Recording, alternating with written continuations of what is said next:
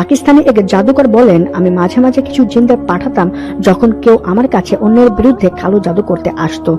জিনদেরকে বিভিন্ন খারাপ কাজের জন্য পাঠানো হতো, যেমন কারো বাড়ির শান্তি অস্থিতিশীল করার জন্য, কারো অসুস্থতা সৃষ্টি করার জন্য, অথবা কারো মস্তিষ্ক এবং মেজাজ খিটখিটে করার জন্য। মাঝে মাঝে কারো উপরে জিন চালান করা হলে কখনো কখনো জিনেরা ফিরে এসে আমাকে বলতো যে তারা কাউকে সেখানে দেখতে পায়নি। আবার কখনো কখনো তারা বলতো যে তারা শুধু তাদের কণ্ঠস্বর শুনতে পাচ্ছে কিন্তু কাউকে দেখতে পাচ্ছে না। তখন আমি আফ্রিদদের পাঠাই। আফ্রিদ জিন হলো জিনদের মধ্যে সর্বোচ্চ ক্ষমতাবান এবং তারা একই অজুহাত দিয়ে ফিরে আসতো।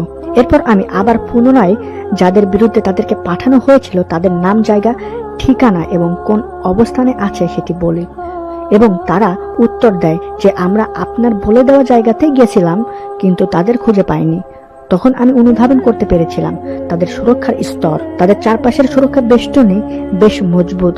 আবার এমন কিছু লোক আছে যাদের আদৌ কোনো সুরক্ষা নেই।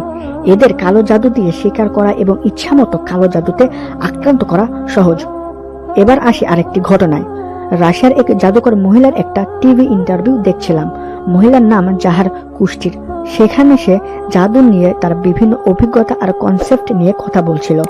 কাদের উপর জাদু কাজ করে না এ প্রসঙ্গে বলতে গিয়ে সে বলেছে, মুসলিমদের উপর জাদু কাজ করে না। তারা সব সময় একটা সুরক্ষা বেষ্টনীর মধ্যে থাকে। মুসলিমদের জাদু দিয়ে প্রভাবিত করা খুবই কঠিন। তারা সার্বক্ষণিক তাদের গডের সাথে কানেক্টেড থাকে। তারা নিয়মিত নামাজ পড়ে। তারা অনেকটা অদৃশ্য ধূমের মধ্যে আবদ্ধ থাকে। এ কারণে কোনো সত্যিকার মুসলিমকে জাদু দ্বারা প্রভাবিত করা খুবই কঠিন। জাদু নিক্ষেপের জন্য ভিকটিমকে খুঁজে পাওয়ার ক্ষেত্রে তিনি বলেন, একজন সত্যিকার মুসলিমের ক্ষেত্রে তিনি তাকে খুঁজেই পান না, তার সামনে থেকে অদৃশ্য হয়ে যান। অনুষ্ঠানে কাউকে জাদু নিক্ষেপের ক্ষেত্রে সেই মহিলা আরো বলেন, আমি কোনো মুসলিমের ক্ষেত্রে জাদু করার সময় অনেকটা চেষ্টা করেও সফল হতে পারি না। কিছু একটা আছে যা আমাকে আমার জাদু সম্পূর্ণ করতে বাধা দেয়। এমন হয় যে আমি একজন অমুসলিমকে খুব ভালোভাবে কল্পনায় আনতে পারি, এটা আমার জাদুর মাধ্যমে করি, কিন্তু একজন মুসলিমের ক্ষেত্রে আমি সেটা করতে পারি না। এবং তার কোনো ছবি যদি আমার হাতে থাকে এবং আমি সেটা দেখে আঁকতে চাই, আমি তাও পারি না। তখন বুঝতে পারি যে ব্যক্তিটি নিরাপদ। তারপর উপস্থাপক জাদুকর মহিলাকে প্রশ্ন করলেন, এটা কি শুধু মুসলিমদের জন্যই? উত্তরে তিনি বললেন, হ্যাঁ, সুবহানাল্লাহ। আল্লাহ তাআলা বলেছেন, যারা ঈমান এনেছে এবং তার পালনকর্তার উপর নির্ভর করে তাদের উপর শয়তানের কোনো সার্বভৌমত্ব নেই। যাদেরকে জিনের উঁচু জাত আফ্রিদ পর্যন্ত খুঁজে পায় না, সেসব লোকজন কোরআন এবং সালাত দিয়ে তাদের চারপাশে ভালো মতো সুরক্ষা বলয় তৈরি করে রাখে।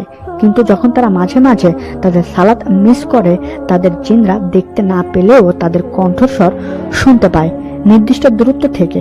যাদের প্রকৃত সুরক্ষা আছে, জিনরা তাদের দেখতে পায় না, যাই হোক না কেন। এবং এরপর আমি কোরআনের একটি আয়াত সম্পর্কে বুঝতে পারলাম।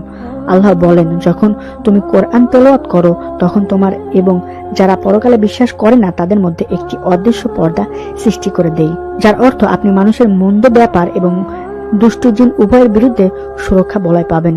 তাই আমাদের উচিত প্রতিদিন কোরআন ও নিয়মিত নাচ পড়া। সহিহ মুসলিমের একটি হাদিসে নবী করিম সাল্লাল্লাহু আলাইহি ওয়াসাল্লাম বলেছেন, তোমাদের ঘরগুলোকে কবরস্থানে পরিণত করবে না। অর্থাৎ যে ঘরে কোরআন বা জিকির নেই, যেখানে সূরাতুল বাকারা, আয়াতুল কুরসি, সূরা ইখলাস, সূরা ফালাক ও নাস নিয়মিত পাঠ করা হয়, সেখান থেকে শয়তান দুষ্ট জিন আতঙ্কিত হয়ে পালিয়ে যায়। আল্লাহর রাসূল সাল্লাল্লাহু আলাইহি ওয়াসাল্লাম রাতে ঘুমানোর আগে 3 কুল পরে দুই হাতের তালুয় ফু দিয়ে সারা গায়ে ও মাথায় হাত বোলাতেন। জিন থেকে বাঁচতে হলে আপাতত এই 3টা কাজ করলেই হবে। কোনো জিনই আপনাকে কোনো রকম ক্ষতি করতে পারবে না। এক, নিয়মিত নামাজ পড়া, কোরআন তিলাওয়াত করা, আর ঘুমানোর সময় 3 কুল পাঠ করে রাসূল পাক সাল্লাল্লাহু আলাইহি ওয়াসাল্লাম এর মতো করে তালুতে ফু দিয়ে সারা গায়ে ও মাথায় বোলাতে হবে। তাহলে কোনো জিন আপনাকে ক্ষতি করতে পারবে না। আশা করি আপনাদের কাছে ভিডিওটা ভালো লেগেছে। আর যদি ভিডিওটা ভালো লেগে থাকে তাহলে অবশ্যই একটা লাইক দিবেন এবং পরবর্তীতে কোন ধরনের ভিডিও পেতে চান তা কমেন্ট করে জানাবেন। ইনশাআল্লাহ দেখা হবে পরবর্তী ভিডিওতে। সবাই ভালো থাকবেন।